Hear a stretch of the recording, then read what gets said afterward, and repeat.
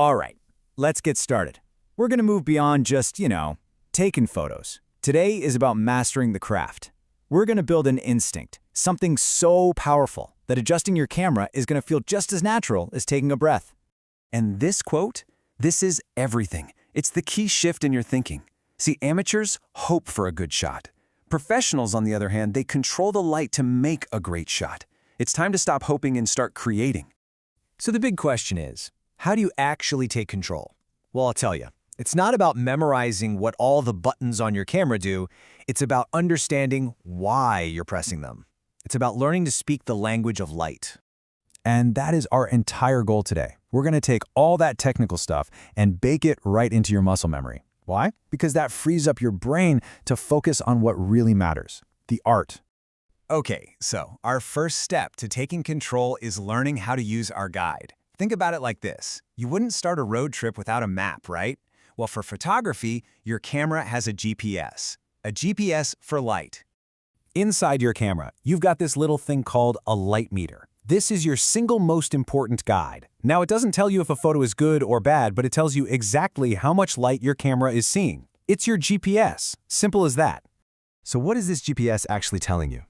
Well, if you look through your camera and you see that little marker all the way over at -3, your camera is basically screaming at you. It's saying, it is way too dark in here. I can't see anything. This photo is going to be pure black. Okay, so now you've got a problem to solve.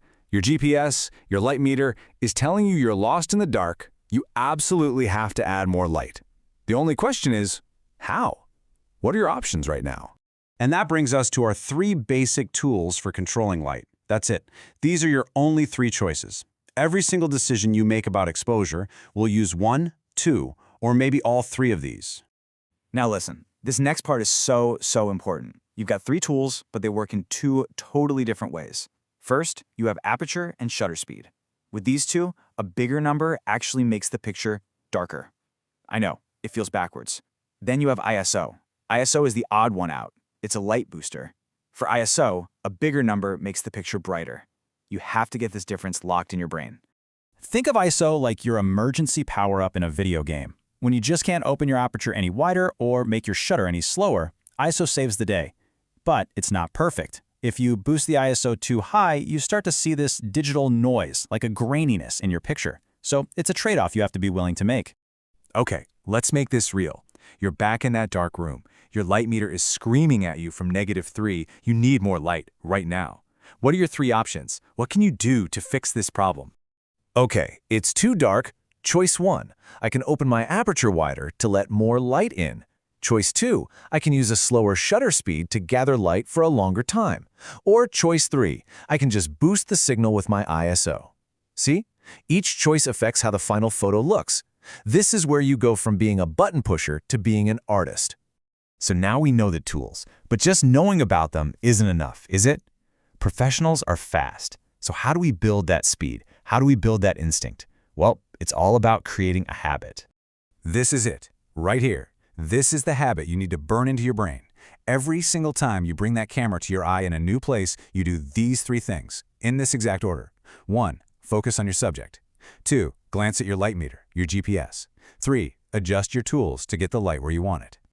And I'm going to say that one more time because it is that important. This 3-step process isn't just for when you're starting out. This is the workflow. It's what you do first, every time. No exceptions. It's the foundation for professional speed and consistency.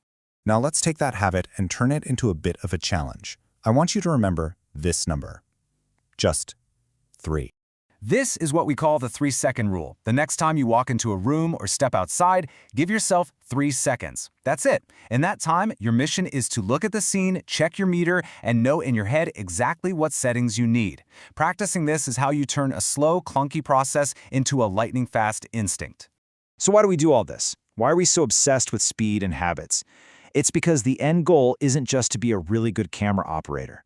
The goal is to become a director. And here is why all this hard work matters so much.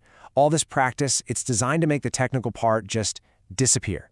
When you no longer have to think about your settings, your mind is 100% free to focus on the story, the emotion, the composition, the art. And this right here, this is the transformation we're going for. This is what all that practice unlocks.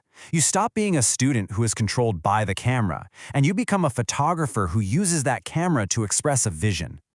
Never, ever forget this. Your camera is just a box. It's a tool that records light. It has no ideas. It has no vision. You are the one in charge. You are the director. You tell the light what you want it to do.